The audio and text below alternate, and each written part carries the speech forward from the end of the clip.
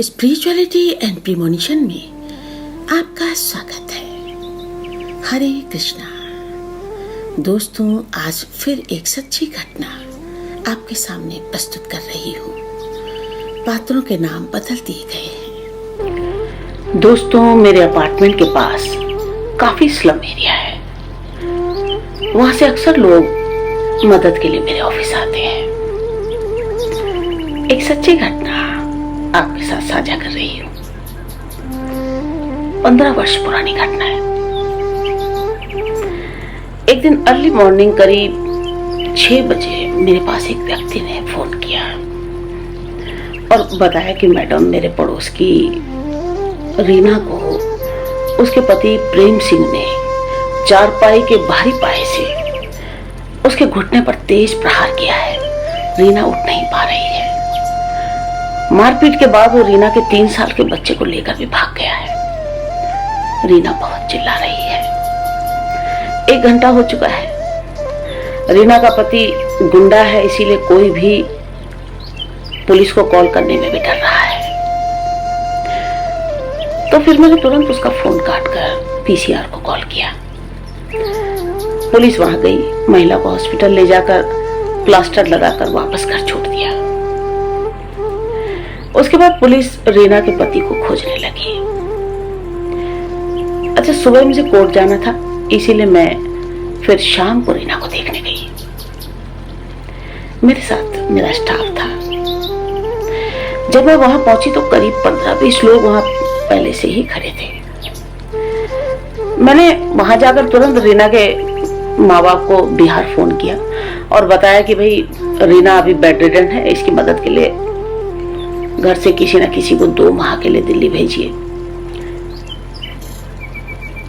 अच्छा, जब तक हम रीना को हिम्मत और भरोसा दे ही रहे थे कि भाई चिंता मत करो, सब ठीक हो जाएगा, तभी मैंने देखा कि शोर करती हुई 10-12 औरतें वहां पर पहुंच गई और जिनमें एक महिला निर्मला, उम्र करीब 55-60 के बीच रही होगी, वो सबको लीड कर रही थी और बड़े जोर जोर से चिल्लाते हुए वहां आ गई और बोले, भाई ये भीड़ क्यों लगा रखी तुम लोगों ने? सब ठीक हो जाएगा, 15-20 दिन में प्लास्टर खुल जाएगा इसका। और किस घर में भाई लड़ाई नहीं होती? बात को बतंगड़ बनाना ठीक नहीं है। उसके बाद मुझे बड़ा गुस्सा आया।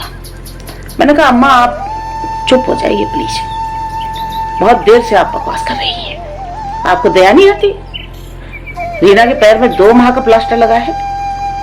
प्लास्टर के बाद फिर फिजियोथेरेपी के बाद फिर भी उसको और 2 महीने लगेंगे चलने में। तो फिर वो बोली कि अरे बेटा, आपका भी तो परिवार होगा, क्या इस तरह से रीना को भड़काकर या झगड़ों को बढ़ाकर क्या इसका पैर ठीक हो जाएगा? हैं? बताओ, आखिर कहां जाएगी? कौन इसे खाना देगा? क्या आप दोगी? और जरा थोड़ा सोचो कि 5 बजे से वो 3 वर्ष का बच्चा लेकर भूखा प्यासा इसका पति प्रेम सिंह न मालूम कहां कहां भटक रहा होगा। तब मैंने कहा कि मैंने उससे कहा कि भाई, क्या प्रेम सिंह के रिश्तेदार हो आप जो इतनी चिंता कर रही हो? तो बोली कि अरे नहीं, मैं नहीं चाहती कि किसी का घर टूटे। उसके बाद मैंने जोर से डांटते हुए कहा कि अब आगे कोई सलाह मत देना हमें। सुबह से कहाँ थी आप? घटना के 2 घंटे बाद पुलिस आई। रीना दर्द से छटपटा रही थी।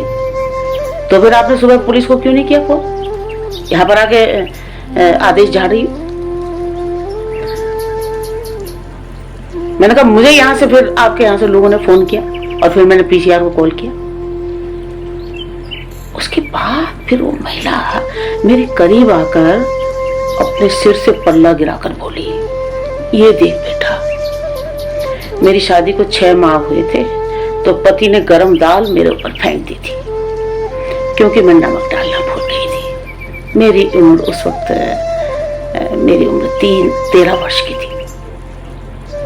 अच्छा, उसका जला हुआ चेहरा, आधा फेस और गला देखकर मेरी तो रूह कांप गई।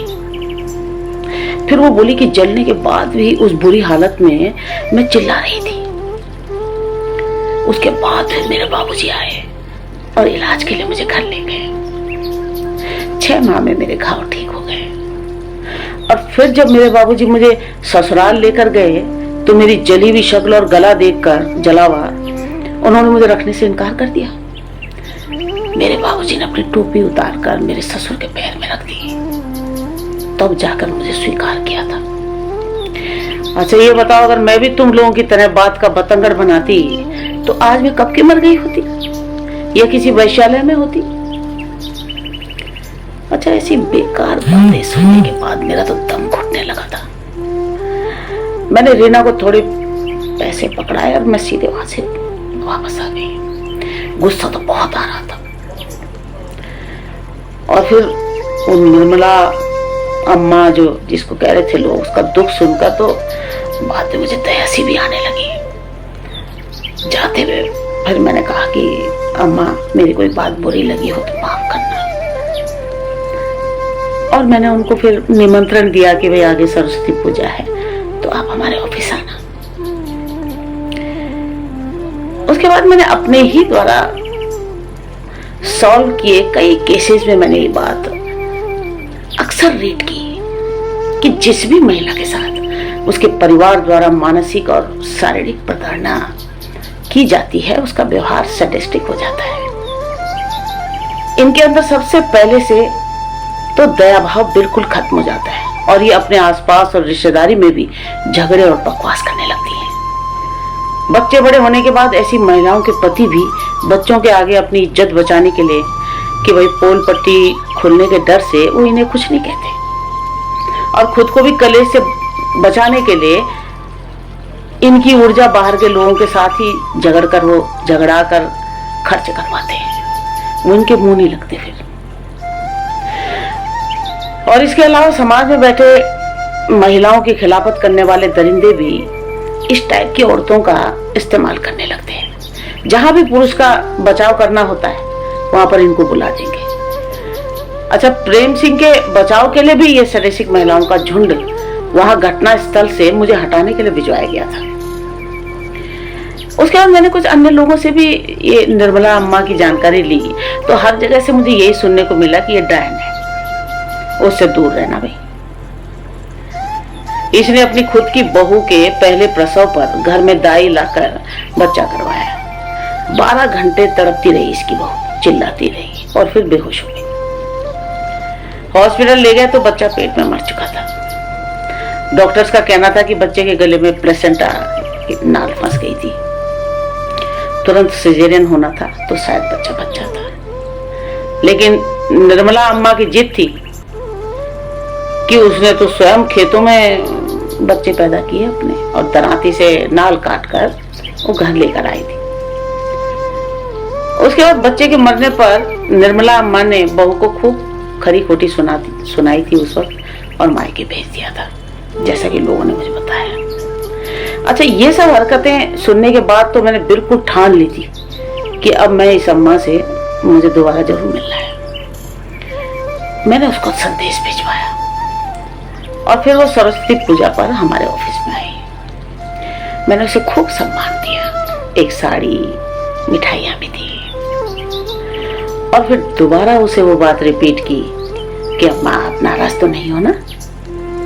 मैंने कहा एक बात बताऊं, आप बहुत सुंदर हो।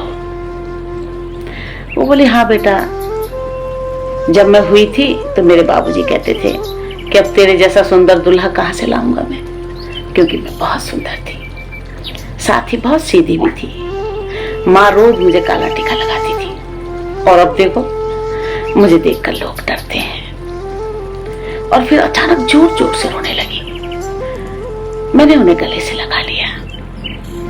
वो रोते रोते बोली कि बेटा पूरा जीवन अपने आदमी की दरिंदगी सहती आई हूं मैं, इसने मुझे बहुत दुख दिए। बच्चों के कारण मेरा समय कट गया। मैं घरों में काम करती थी लेकिन मेरा रुपया ही छीन लेता था।